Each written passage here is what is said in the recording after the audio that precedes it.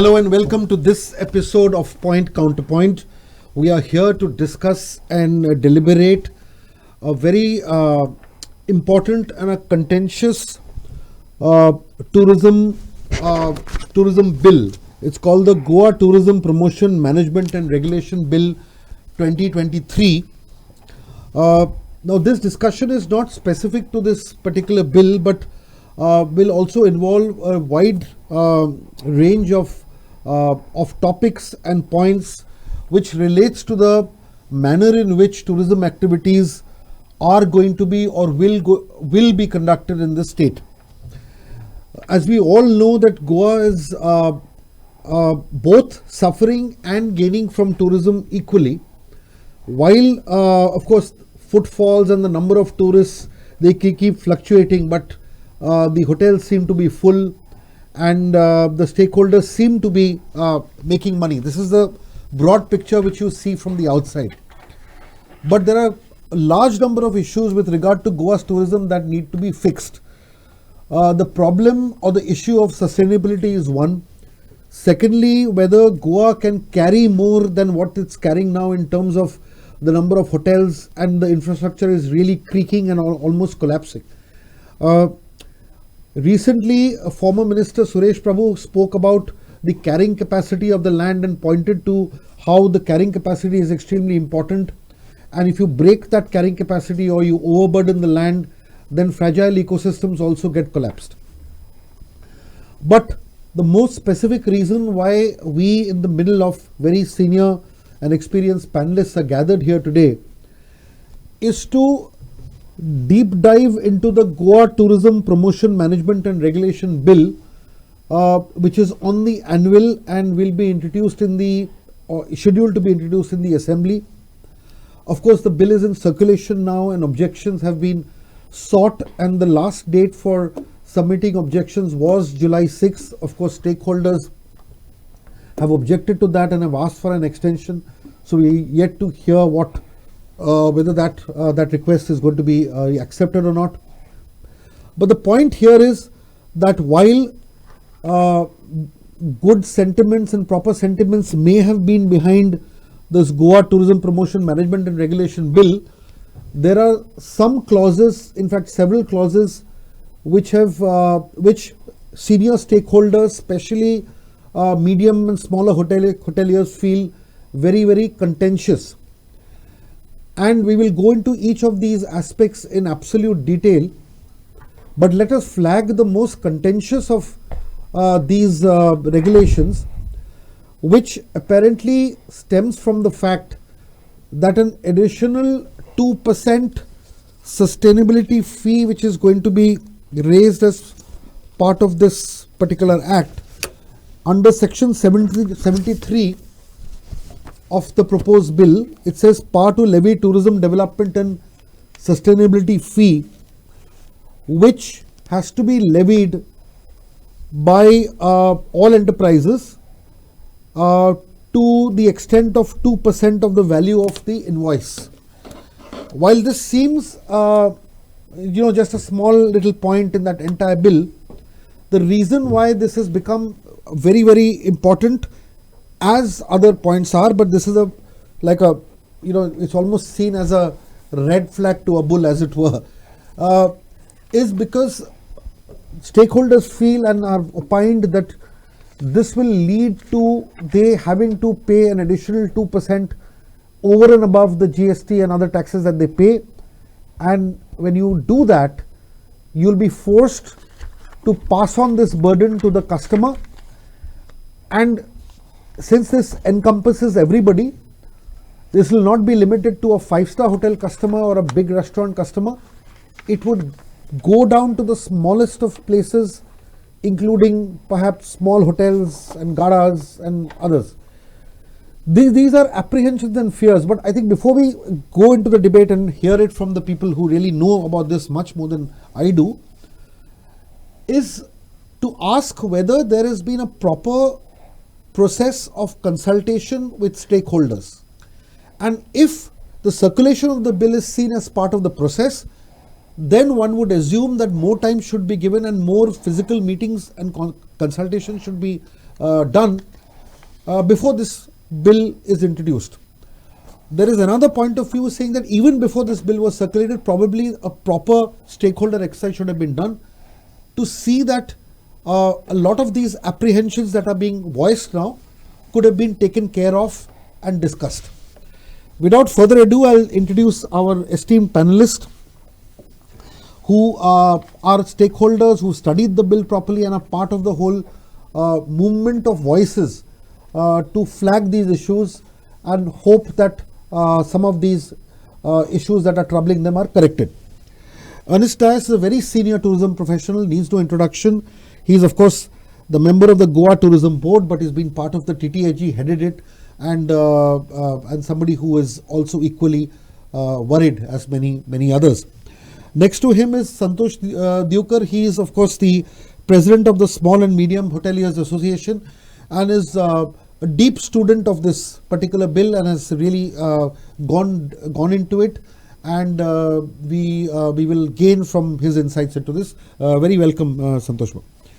Dixon Vaz again needs no introduction. He is the vice president of the Small and Medium Hoteliers Association, very important and a prominent stakeholder and a very important industry voice. I will start with Santosh because, as the head of the Small and Medium Hoteliers Association, Santosh, if you can kindly, for the benefit of our viewers, flag not just the 2% issue that I've raised, but the other aspects of the bill which you all find troubling or needs more understanding. Thank you. Firstly, I would like to tell that the establishments which have to be registered are limited, are not just limited to the hotels. They are asking the restaurants, the regular restaurants, to be registered, along with the bar. It's also to be registered. If you see, registered as a tourism entity. Yes. So you mean re-registered, because all of them would be registered anyway. So no, but restaurants and all are not registered under tourism. If you see, Cafe Tato is not registered under tourism department. So they will have to register again. Okay. Are you inferring this or is it specific? It's specific. It's point 10, the serial number 10, right, where schedule is given. Schedule of classification of enterprises. Okay. It says restaurants in tourism clusters. In tourism clusters only. Yes. But have tourism clusters been identified? Yes, they have made tourism clusters also. In this bill, they are saying they will be making tourism clusters. Okay. Tomorrow, Goa is itself 105 kilometers from north to south. Right. Why do you need clusters in the state? Probably, okay, we'll get into it in as we go along, but just continue. Yeah. Yes. Okay. With this, again, if you see bars also. So tomorrow, our local bars also. This is on which page? On the section? Page 38. 38. Yeah. Okay, I'll just go to it. Okay, what does it say? I'll just read out. Okay. Who have to be registered? This is section 1 or section 2? Section 2. Schedule 2. Schedule 2. Yeah, schedule 2, serial number? 10. See, okay. Restaurants and tourism clusters. Okay. Okay. They have to be registered also. They have to be registered. Okay. Right. Then the bars have to be registered. Right. That separately they have done. Right. If you see behind, there are convention centers also to be registered. So your halls also will be coming into it. This even marriage halls will yes. come. Okay. Okay. So these then the lower this thing, as in if you see, even photographers have to be registered over here. Photographers also have to be registered. Yes. So you think photographers, marriage halls, convention centers, and restaurants. Yes. They all have to be registered under tourism. Okay. Yes. And have to comply with all the aspects of yes. this. See, if one plays the devil's advocate, if one says that, okay, if there's a counter to this, I wish somebody from the tourism department and others had come, though we had requested, but unfortunately they didn't make it. But what I'm essentially saying is that the purpose of this could have also been to regulate the sector better, to get more people under the ambit of it, so that the chances of illegal people operating becomes less. That could have been the reason. So I'm just saying that since you're objecting to it, objections are fine, but it could also be that these people are being registered, so that what is the harm in regulating these bodies? So if you're saying on this terms, then why not casinos to be included in this? Fair enough. Fair enough. Casinos are Fair. excluded in this. Okay. Casinos, Right. as of now today, Yeah, casino yeah. is one of the major stakeholders. They are getting so much tourists into Goa. Right. Why are they not this thing? Okay. What does photographers have to do? What is the convention centers have to do? Right. Tomorrow you are going to have a marriage hall. Right. To be registered under Okay. this. Okay. Why you need these over here? Okay. What is it giving to this thing? Okay. Please carry on. Next point. Yeah. One is, of course, this registration of these small entities. Okay. This one. Second. Secondly, is the registration is there. Now we have to re-register whoever are actually registered under the tourism. Right. They have to re-register, repay everything, taxes, everything, and within 180 days. Why can't you follow this thing, same thing? Are you sure they have to repay the taxes? Yes, So if they have, if they have a current re-registration. registration and they already paid, They have that, already that paid. becomes null and void. Yes, it becomes null and void according to this. If you see, they have mentioned clearly that the old bill is repealed from this act. Okay. After implementation of this thing. So which means that suppose somebody has re-registered or renewed Renewals their they have license done. a week ago, Yeah. that money is gone. Yes, we have already, people have paid for 5 years. Right. And now you are going to ask us to re-register everything. Okay. So that's another point. That's another flaw Sure, which is sure. very, very badly impacting the Okay. industry. Okay. Now let's talk about the 2%, which is Yes. most important, which I'll bring others into it very soon. Yeah. What is this 2% controversy which is going? See, when you say about 2%, Yeah. they are saying 2% on every bill raised. Okay.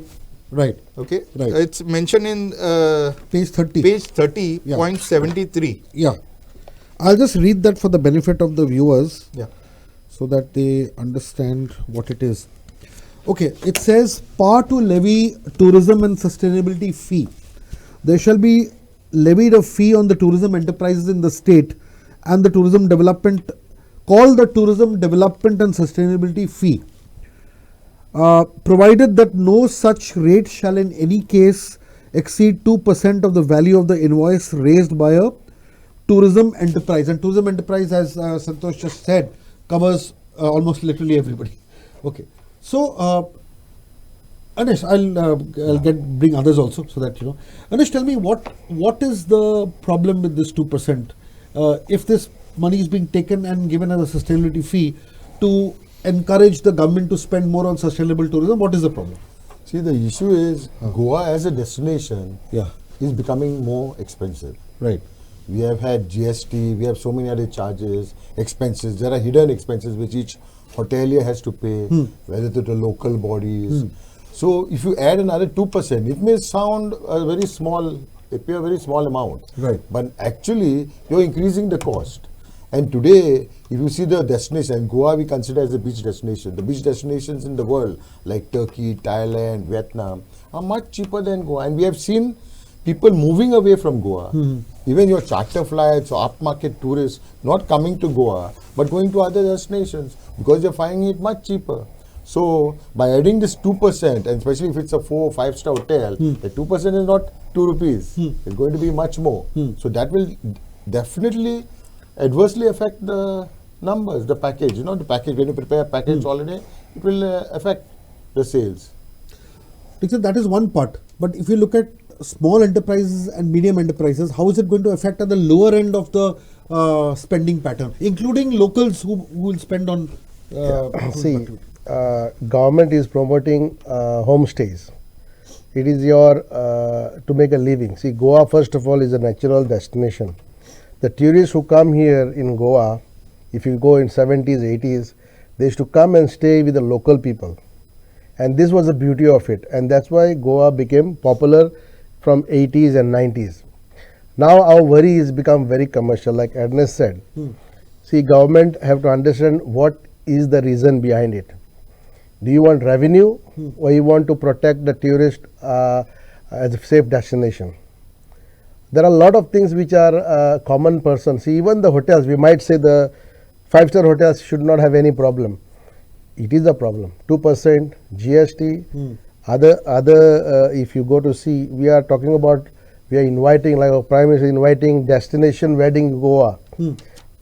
They're coming here to have a good time. It doesn't mean that everybody want to spend crores of rupees, but we need to make sure that their life becomes easy. It's a lot of fees they pay. Environment, tourism, for sound, panchayat. It's a very big problem if you go to see. So we are afraid that all these things might, tourism is a very fragile. It can affect any time. If you go to see these things which are levying right now, the problem is the stakeholders are not being taken into consideration.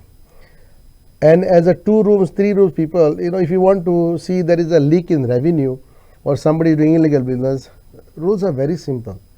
The GST is there.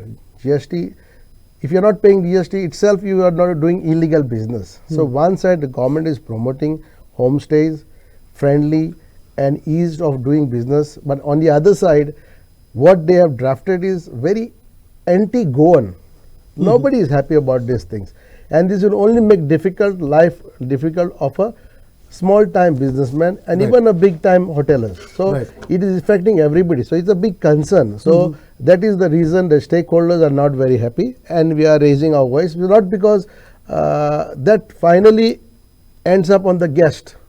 Correct. Finally, the guests have to pay. Correct. And there is no explanation, and it cannot be only in Goa. Right. See, this is like only for the Goa state, and we should not have. We would not have any answers. We are already paying the GST. The bill is huge. Plus, there is some service charges somewhere you put, and then you have this 2% charge, and there is no justification for a tourist. So, this will definitely impact on the tourism. So, just sticking to this point before flagging the other point here. What seems surprising is that when this is not a bill that has been made overnight. Okay.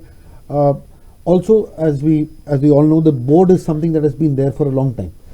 Now, tell me, what is the background of this particular bill? Is it something that was discussed? I'm talking general now, not getting into specifics. I'm talking of the bill per se, the drafting of the bill, the conceptualization of the bill, the reasons why this bill was brought in.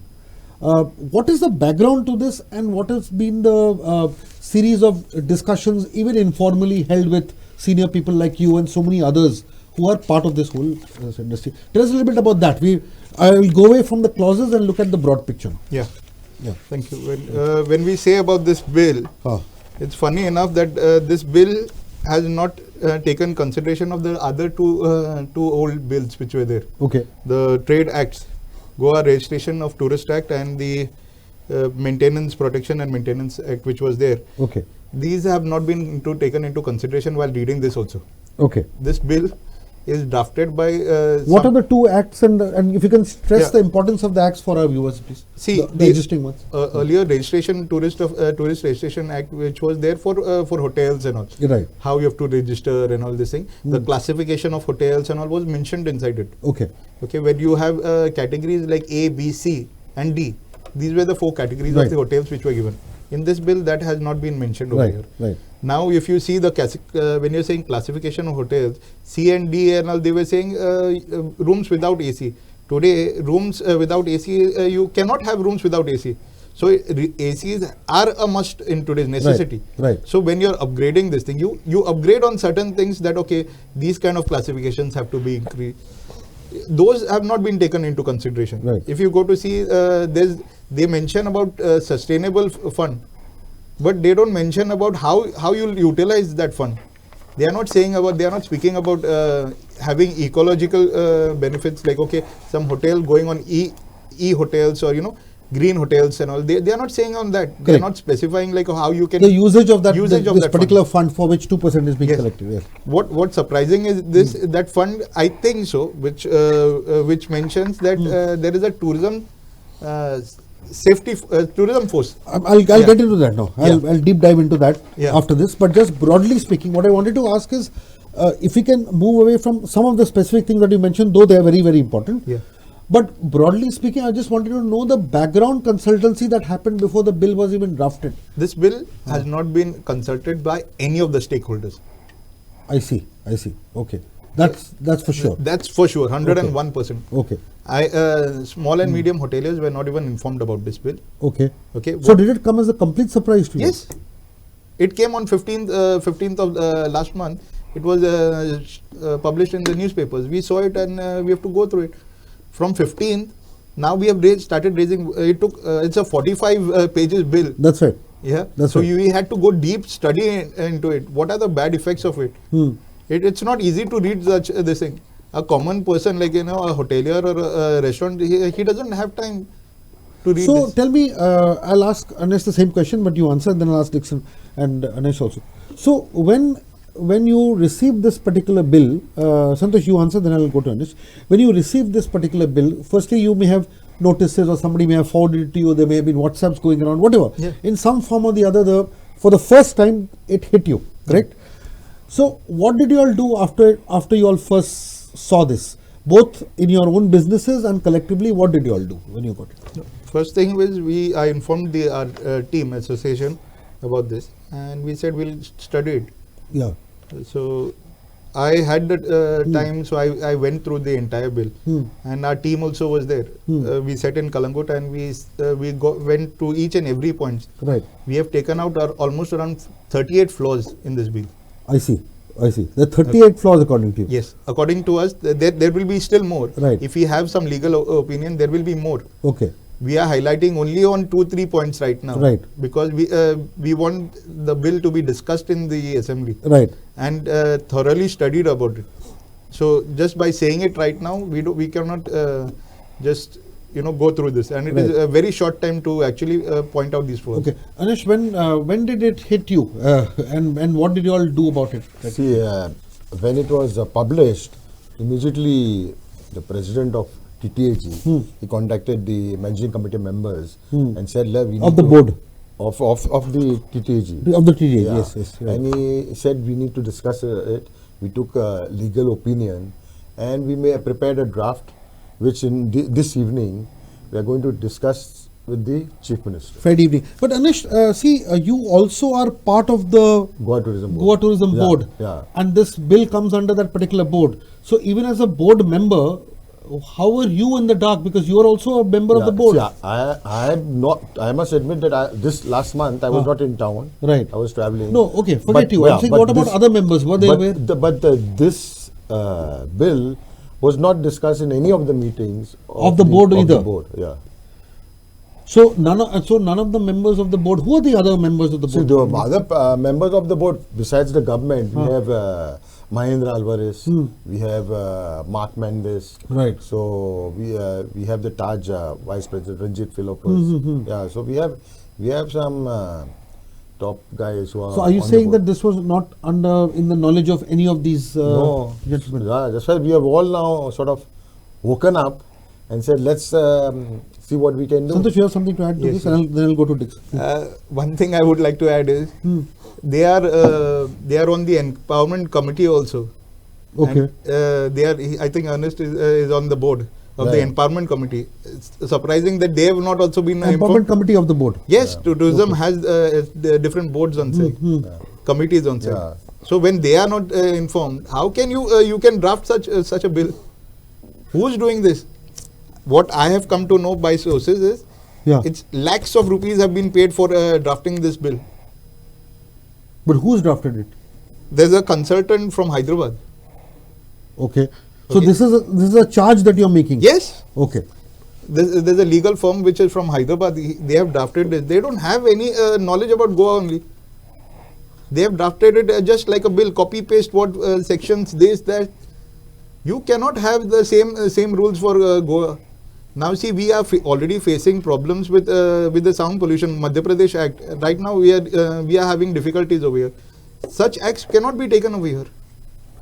Dixon, when did you get to know of it, and what were your thoughts when this first came? See, beside as a hotelier, I'm also a sarpanch of a village, Right. Kavilosim, Right. where we have like a few 5-star hotels, and there are a lot of events happening on Few. daily basis. Every 10 steps. Yeah. So I see them. I as a panchayat, we issue license immediately the same day, but their documentation is huge. Right. And I see that the guys who are bringing the events are basically have to run from pillar to post, and there's so much of fees. See, last year that they were charging 1 lakh for event CRZ.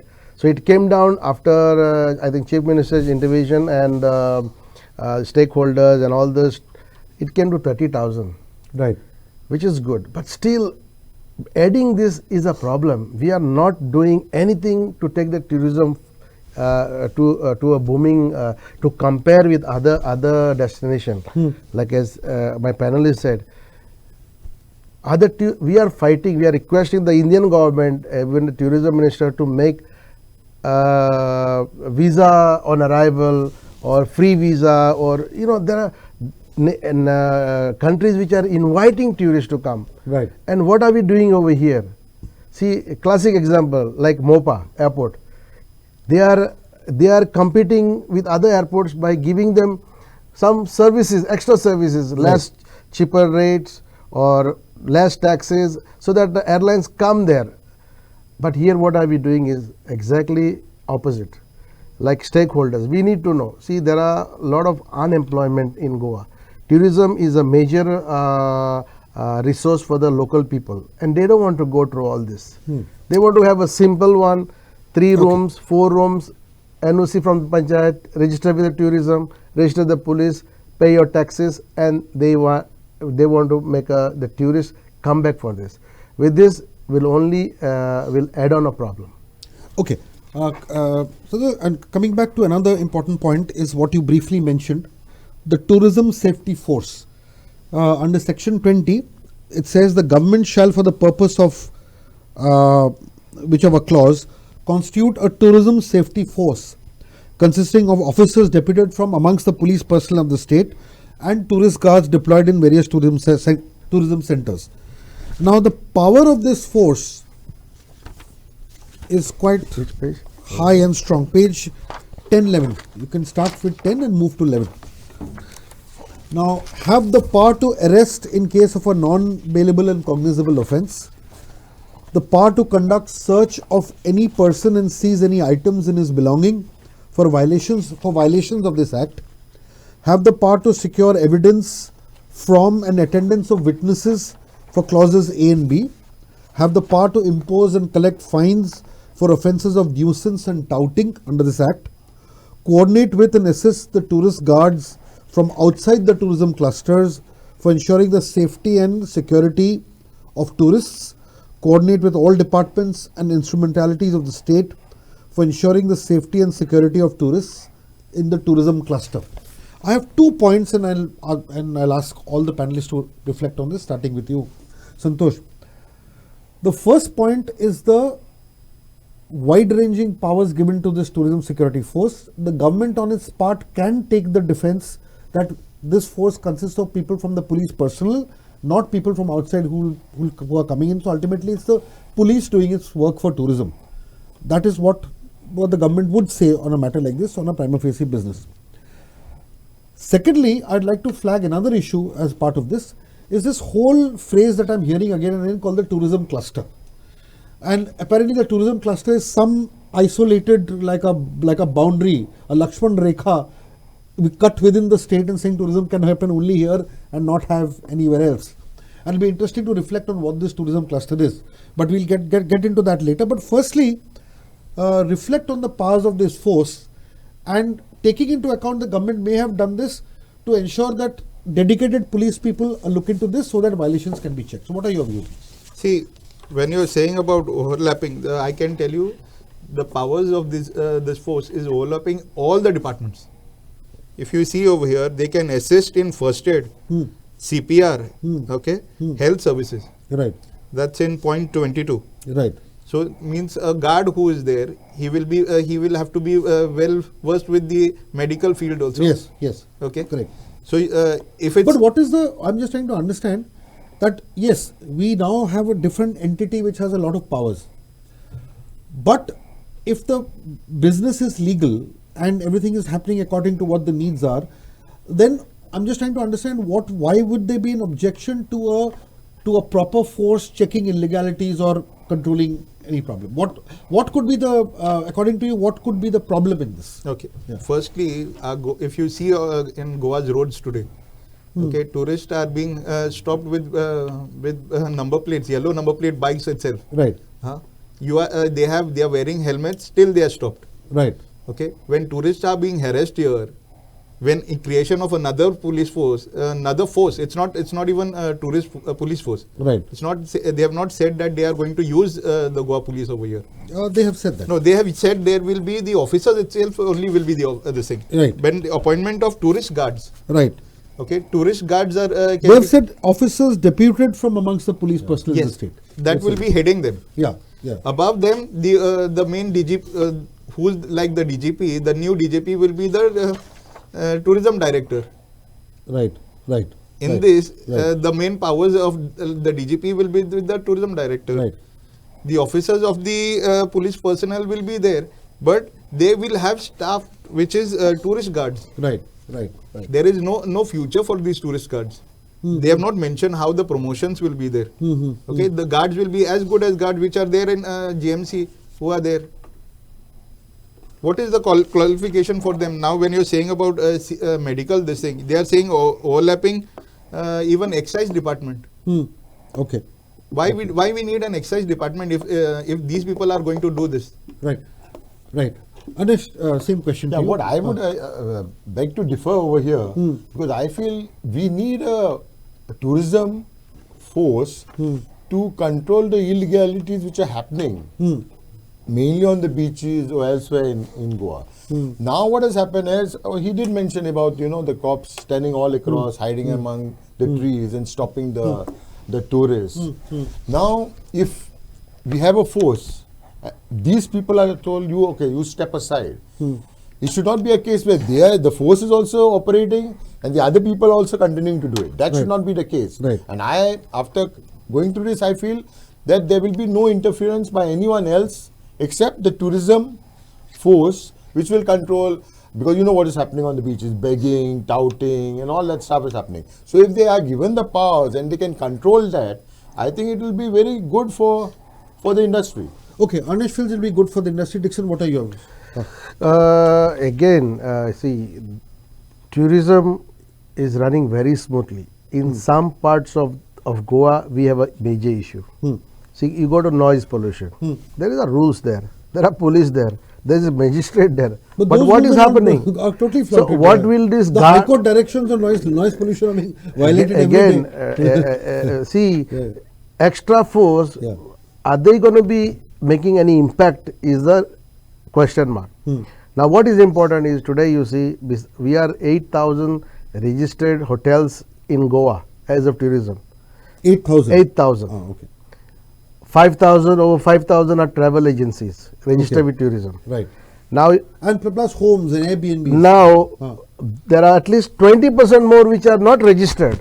Right. Now, this is a concern. Right. Now, we are talking about second home in Goa. It's not a second home in Goa.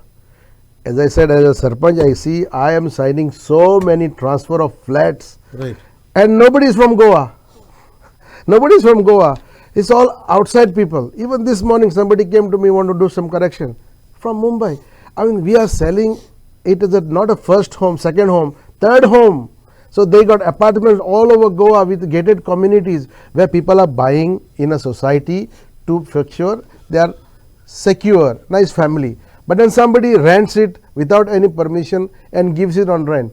Every day your neighbor changes. Right. It is not safe. So I think the government should go there where their revenue is lost, where they are not paying the commercial taxes, where they are just, these are big time people who for them this is a second, third home.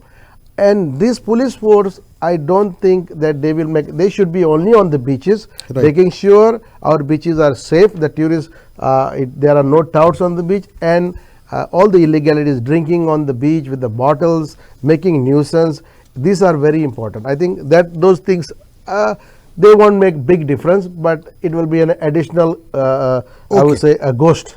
Okay, I'll flag one more important issue. Permit for events. Any event not more than, this is section 27, page 13. An event having not more than 25 attendees shall submit an application 48 hours prior to the event commencement of such an event. But an event having more than 25 attendees, between 25 and 750 mind you, shall submit an application 15 days prior to the commencement of such an event. Prima facie, it means that if you have any gathering of more than 25 people in a public space, not at home, you need to ask for permission. So, Santosh, what's wrong with this according to you? See, this would include all the marriages, birthdays. Marriages would be more than 750. This would be a 20. See, a gathering of say 25 to 100. See, our Goan families itself are more than 50 people we have in our families. Fair enough. Okay, when you are saying 25 people, we don't have that kind of this thing only. But this is when you have the party outside your home. Yes, Correct. So we now recently I had my daughter's birthday. I had it in a restaurant or a hotel or whatever. So I called all their kids and all this thing. So tomorrow you're going to tell me I have to take permission to have my birthday. You may not have to take permission, but the restaurant where you booked or the hotel will have to take permission. No, it would be like that itself. Now you see, if today if you are going to have your wedding also in a resort, you have to take a permission from the Novex or those music guys. The venue has to take permission. Yes, they keep harassing them. Sure. Then tomorrow they will say, okay, we'll have to take permissions. Why we have to entertain this bill itself will contradict to everything. Okay, we'll be harassed. The locals will be harassed in this. Our Goan families are more than 25 people. Correct. Okay. So even if you do it in a small shack, also the same thing will apply. Yes, it will be same. Yeah. Dixon, please. No, because as I said earlier, what is the purpose of this bill? What is the purpose of all these clauses? What the government want to achieve is very important. That is the reason we are strongly disagreeing, and I don't think we shouldn't even have a debate on this or to reconsider the bill, because as a tourism point of view, see, government have their own views. What is the government have two things? One is safety, okay, and the security, and the other one is revenue, okay. The rest is the stakeholders' job. How the tourists are being treated, are they safe, they are getting what they are paid for, and adding this kind of things are not good for tourism again. So the reason what I'm trying to tell is we should not even debate or reconsider this bill. This bill cannot be introduced because we want to know who drafted this kind of rules for Goa. Goa is a natural destination. You will drive away the tourists from here. See, the reason why we got so much tourists coming to Goa and destination wedding because of the COVID. Nobody could travel. So that is the reason. But now it is not the same. It's slowed down now. Now the weddings, they're going to other destination. Right. So the reason is very simple. This bill have a lot of flaws which are not tourist friendly, and I don't think we should go ahead with this. Anish, what are your views about this permission to be taken for gatherings more than 25? No, see, that I would definitely oppose, because it affects, forget about the tourists, it will affect locals. Right. You know, when locals having, as Duker mentioned, you know, you're having family functions. Right. So we should not, and not only that, locals are going to be affected when a local goes to a restaurant. Right. He goes to a small cafe. Right. You know, he's going to pay that additional 2%. Correct. Now, he's not relating with tourism in any way. Right. So why should he be punished? Exactly. You know? So that's the reason why I feel that they should not impose this on the locals as well as on tourists. See, as my fellow panelists was saying, that Goa, we have to worry that the number of weddings which are happening in Goa, which happened in Goa, are reducing big time. You can check with the 5-star hotels. A lot of these weddings are now moving to Dubai and Turkey, because from Delhi to fly to these places is even cheaper than flying to Goa. Right. The airfares are many times cheaper than flying into Goa. Yeah, Goa, to go to Dubai, for sure. Yeah. So this is what's happening, and we should save whatever is there. If we are going to make the destination expensive, then we will lose out. And as we have seen in our own eyes, the charter business, for example, from 6 charter flights coming every day, today you don't have. So do we want to lose out both on the foreign tourists as well as the domestic tourists? That should be our major concern. And the other destinations, you know, they incentivize the tour operators. Right. They give them $15 on every passenger. Every arrival passenger is given $15. The airports say, okay, your parking fees are reduced. Your fuel charges, air fuel charges are discounted. Here we don't do that. To land one charter aircraft in Goa costs you around 3 lakhs. Every flight coming into Goa. So this adds into the package. And if the package works out high, I am telling you, I recently went to Turkey and from UK. I took a charter and went there. It was very cheap.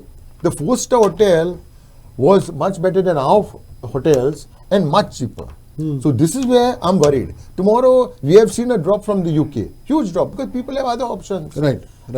So we have to avoid that, and we have to hold on to the destination. Otherwise, we will lose both domestic and international tourists. Santosh, one more point I had briefly mentioned. I'd like to, before we end, talk about this whole aspect of cluster-based tourism. Now, apparently, our entire state has been divided into how many tourism clusters? No, they have not mentioned as in clusters. They are saying they can develop any cluster over here. in Okay. this. So what does a cluster mean? Meaning a particular land mass or particular area which will be called a tourism cluster. Yes. And all tourism activities are going to be centered on that. But I'm trying to understand, and I'm not clear about it. Maybe you are or you're not. But the issue here is, look, we are a state which is a lengthwise state. Of course, we have a west to east, but the concentration is the coastal belt. The tourism belt is extends from north to south. Okay. Of course, hinterland tourism is getting into play now, but I would say thank God for small mercies that the hinterland has not been ravaged as yet. So, if you look at, say, from Keri and right up to say Palolem and beyond, if you look at that stretch, will that be called a cluster, or will there be clusters within clusters? What is your reading of this cluster? See, what I feel this when they drafted this bill, Right. when making a cluster itself, Yeah. it is very funny enough, because if you Right. see why you need a cluster, Right. okay, tomorrow they will say Old Goa, your heritage site is a cluster, Okay. okay, so you're mixing a lot of things over here. Goa is not a big state. Correct. Goa is 105 kilometers from north to south. Correct. When you're making small clusters, your taxes will be different. They will start imposing new taxes. If you there's another thing, if you see in the excise, which is again another thing which has to be studied on. Excise says that the coastal belts which are there, they are paying higher taxes for excise fees, Right. whereas the other villages are paying lower. Why? There should be some differentiation. Okay, the profit margins of if you are selling a beer, the profit margin remains the same. Why you have to do this thing? What are the incentives what the government is giving to us? If this happens with tourism also, then they will say, okay, that area is under this thing. What about the local local bodies? Panchayat's role is where? What the panchayat will do after this? Dixon, see, with this cluster-based tourism, I have a couple of points and I'd like you to reflect on them. See, the issue is when you get into this cluster-based tourism system, if you get in that ecosystem, fundamentally, I think it also contradicts your initial way of working, where you say, look, Goa as a state needs to be developed throughout. Tourism, if you have to save tourism, you also need to get into sustainable tourism, hinterland tourism, so that everything is not concentrated in one belt. You allow other areas to develop. You may not be reckless, but different kinds of sustainable tourism, shaking hands with nature, can also happen.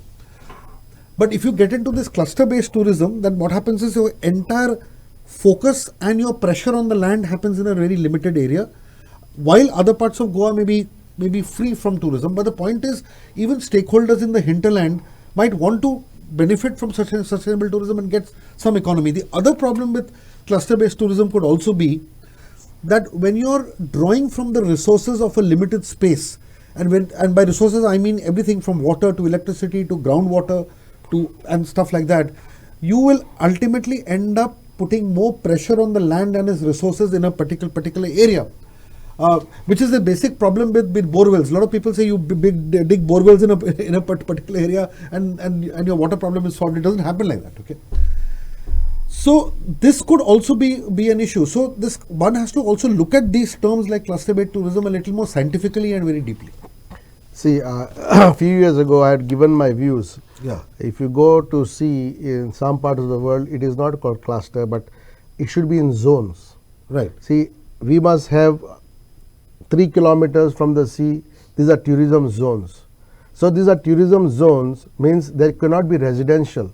So people will not buy any places, apartments, because it's a tourism related, Okay. late night. Okay. So Okay. I think not a cluster, but in zones, because see, today you have to remember, Goa is still village. Sure. It is not become a metropolitan tourism destination. Correct. Even the Kalangot Kandoli might look like, but people are coming. You need to have protected like Benalim, Kolva, Kavalosim. These are fishing villages, and people like to see that culture. People want to see when they wake up in the morning, they go for a stroll, for a walk, they want to see the fishermen. So we need to protect the rights of the fishermen, the toddy tappers, the people who are going in the river, catching their daily. So I think it should not be clusters, but I think should be zones. And some zones like which are already commercialized in northern Goa, it should be more like it should be the zones, so that your tourism activities continued past midnight. Nobody has been disturbed until 2 o'clock. I think 2 o'clock is a good deadline, so that such zones can be. So people, what happen? You will not get disturbed. See, children are studying. If somebody wants to buy a residential, you must know that this is a tourism zone. You will be bound to get disturbed. There will be a lot of traffic jams. There will be a lot of sound, and they will not buy in that area, so that residents, people go in the hinterland a little bit, and this is what it is, not a cluster, but I think zone could be one of the good ideas, so that in forefront, you know that these zones like will be congested, there will be events happening. It is not a place for residents. So I think in zone should be better. And as I said to you, if you go down to south from Palalim, people are still fishing. We need to continue that. Tourism cannot take over the traditional occupation and displace them. You have seen what happened in COVID.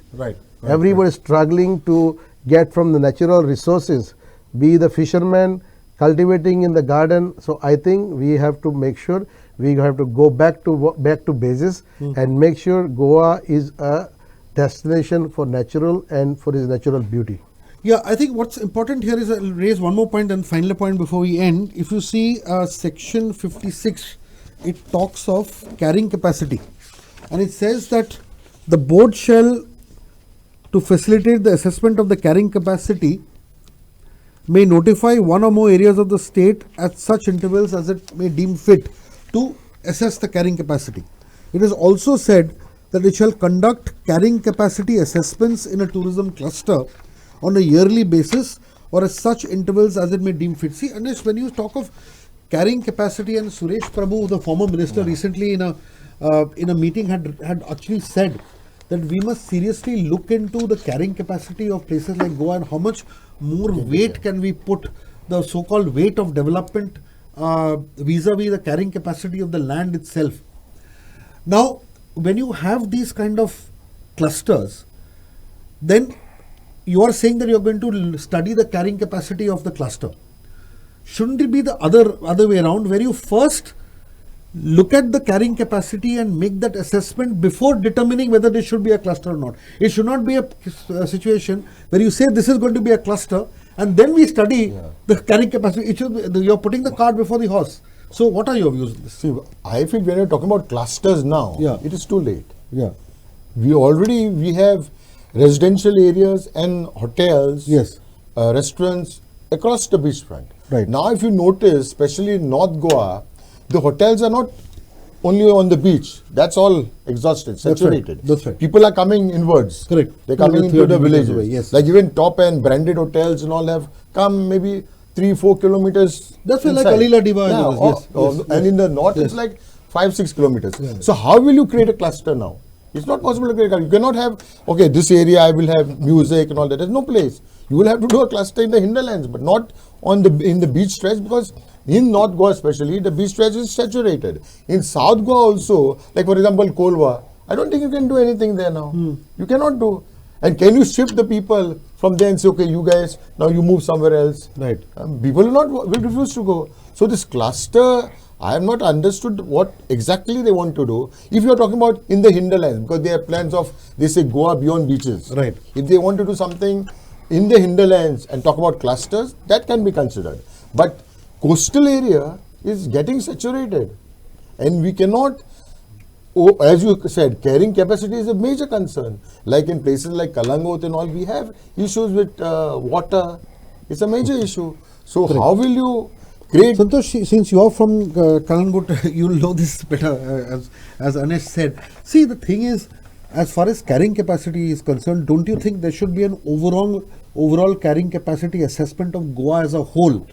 And once you get into that and figure out the entire carrying capacity, then have a proper tourism plan, and under that overall holistic plan you figure out which areas can take the brunt of tourism that you plan to, and then getting to these clusters. I do not think a tourism board can do this cluster definition, because it involves everything. It involves your ecology, your forests, your CRZ, your carrying capacity of the beaches, and your water bodies, and so on and so forth. So this cannot be a tourism board's mandate. Very true. Yeah. If you see when they speak about carrying capacity, Yeah. the carrying capacity of Kalangut, Kandole, Marpura and all are already exhausted. That's right. Yes. Okay, yes, you yes. cannot. But we see a lot of five-star hotels getting permissions now, even today. Right. I have seen constructions happening for Marriott's also recently. But why when these are not when we say about five stars and all. 5 stars were not the ones who had bought the tourism to Goa. It was the small old houses, Right. the old Goans and all, who were catering to foreigners. Correct. Earlier we were catering to Israelis, Japanese. And they were coming back more often. Yes, Yes, yes. they were the ones who were coming here. Yeah. The hippie culture also was different. Now you will not find them also to come. They will not want to come also to Goa. When you're saying why they used to come, they were coming because Goa was green. Everything was nice, less of pollution, everything was there. If you are going to get all big brands over here and say, okay, carrying capacity is this and that, okay, they are going to form a cluster, make it, develop it like that, it will not happen. If you go to Singapore also, recently I was in Singapore, they have designed the country, it's a small country, it's smaller than Goa. Right. They have made it entirely such a way that the tourism is taken care of. People come specially to Singapore. What Goa has to offer? Correct. You're taking off everything and you're making everything expensive. Why will they come? Earlier someone was telling me earlier in the flights coming to Goa, you had many of the couples coming down to Goa. Now the type of customers you're coming, you'll see. Couples are running away. Yeah, they don't want to come to Goa only. Yes. The foreigners are gone. Yeah. The high-end clients are gone. Indians also who were family clients, they don't want to come here. What are you going to cater to? And when you are going to increase this, do you think those people will come back to Goa? Where your hills are cut, everything is destroyed. You all have a tourism sustainable fund, but you all are not speaking about giving subsidies to hotels, small hotels for solar renewable energy. Nothing. Your rainwater harvesting is not done. Correct. Very important points that you're raising now. Yes, correct. Rainwater harvesting is not being done. You're not giving. You're not helping the small hotels to set those things up. Our sewages which are there, they should have helped us to do those clean up of those things. Those subsidy has to be given to. Why can't Goa have a brand of hotel? Like, you know, we say, okay, Marriott has come from American countries and all. Hilton has come out from outside. Why can't Goa produce one hotel which can go internationally? Point. Very good point. Very good point. Then before we wrap up, about a couple of minutes, 5 minutes left. The last point which we initially mentioned and did not get into it are fines that are going to be imposed for violations. And what we see here, and in section 58, 59, this whole fine chart is there. And it appears that when a tout does a violation under this act, an illegal tout by definition is illegal, then the maximum fines that he needs to pay is to the tune of 10,000. However, if a hotelier or a small time hotel business stakeholder does this, then his fine goes up to 10 lakhs, if I'm not correct. How do you read this? No, see, as I said earlier, there are so many, we have gone to details which are not friendly at all. So we would like to know who drafted all this and what is the purpose. See, fine is one part and a violation is another one. Right. But why do you have 10 lakhs and what kind of violation is that? See, touts, you forget about it. But is it people friendly? Is this a fine 10 lakhs is for the Goans for doing the business? For violation, this, see, we want to know from the government, we are local business people, we are homestays, we are people who want to make their living by letting our rooms, which government introduced, 2 rooms or maximum 6 rooms, 12 beds. And anybody who are not be able to get a good job, if they are close by to the beach area, they can give this on rent. And in the villages, we have these things are happening. This encourages enterprise also. It is Local enterprise. absolutely, and these people keep on coming back every year. They keep on coming every year because the warmth, the And friendliness. they stay with the same family. Same family, Yeah. and they even pay the rent for the 6 months which they are not coming, but don't give anybody.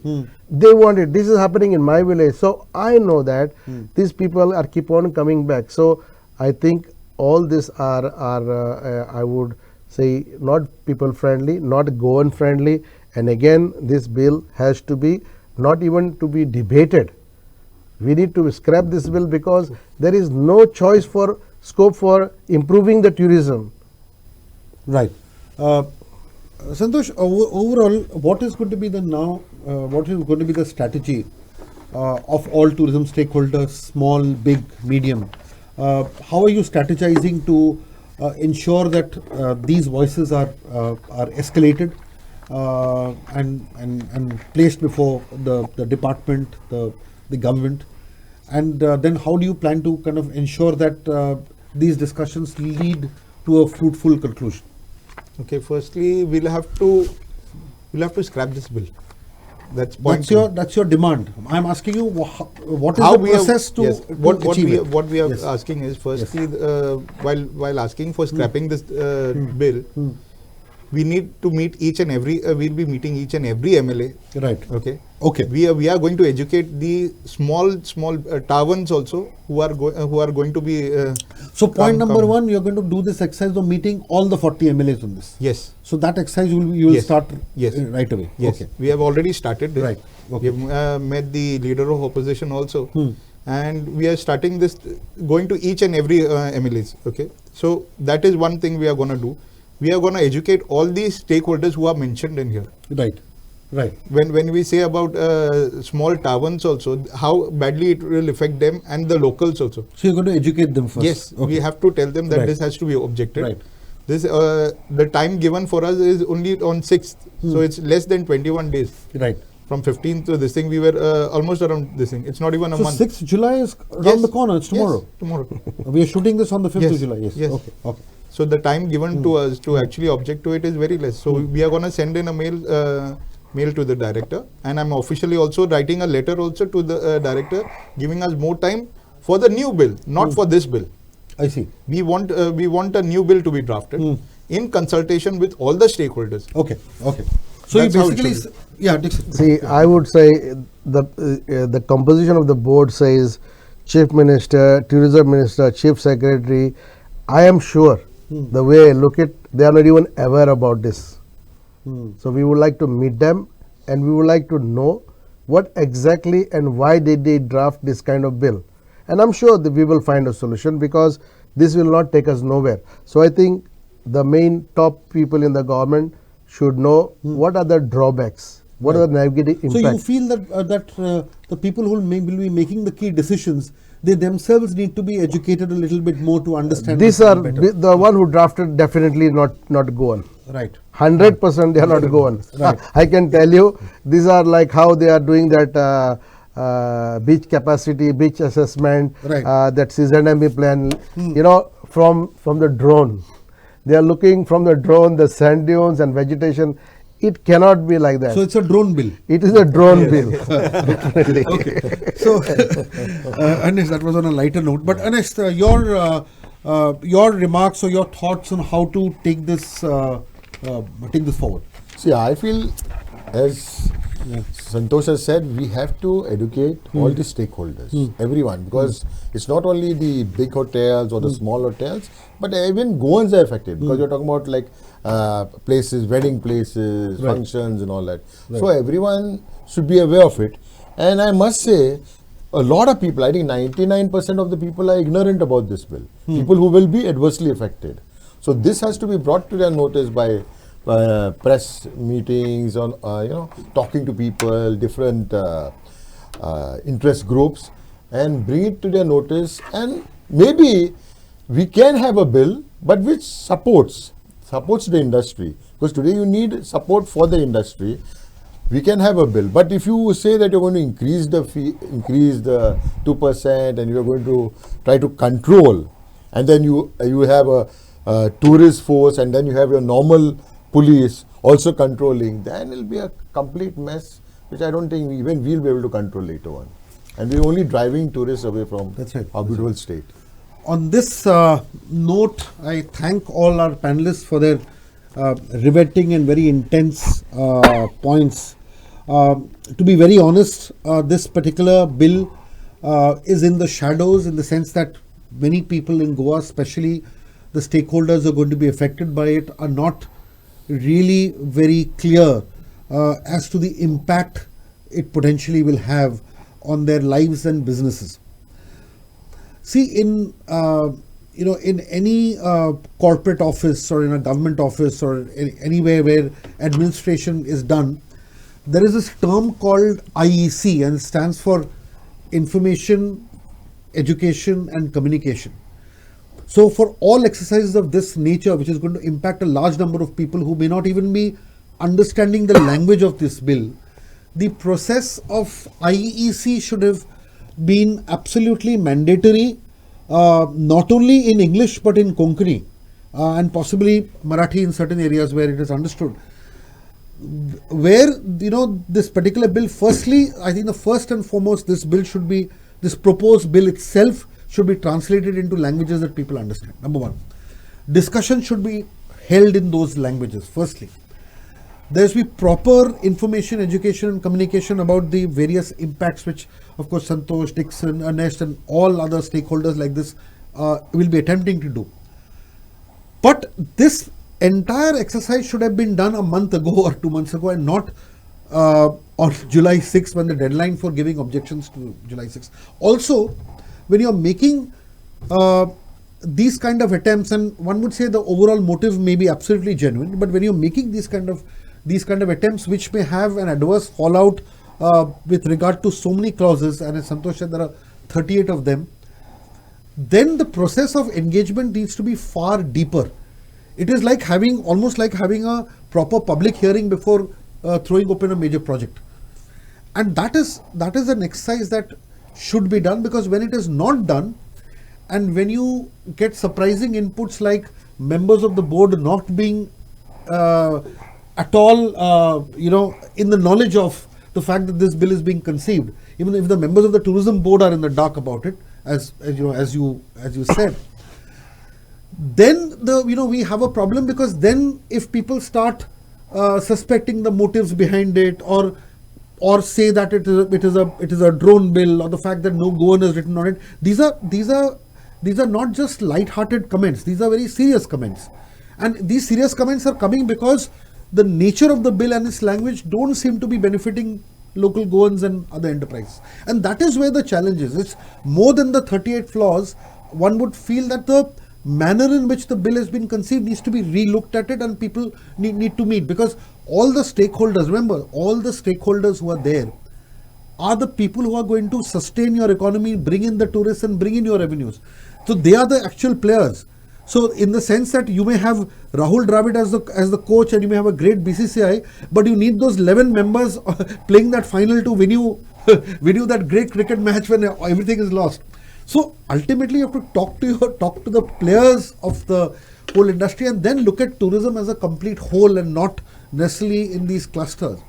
So it is not just about tourism clusters, but you cannot be having also thought clusters. You need to open up your mind and speak to people in a manner which is going to be holistic for the overall development of tourism, which is so crucial. And last but not the least, while we are thinking of expanding tourism in the manner that we are, probably the solution lies to bringing it down, by quieting it, by calming the whole ecosystem a little bit, and probably not getting into this absolutely uncharted growth path. But I think one needs a more sustainable part, where we pause, where we see the effect of the land and do better with what we have, rather than expand it in an unrealistic manner. And I think that's a thought one should take away. I wish all the stakeholders very best, and also the government also the very best, in ensuring that there's a proper stakeholder engagement, and then we come out, either with a better version of this bill or a new bill altogether.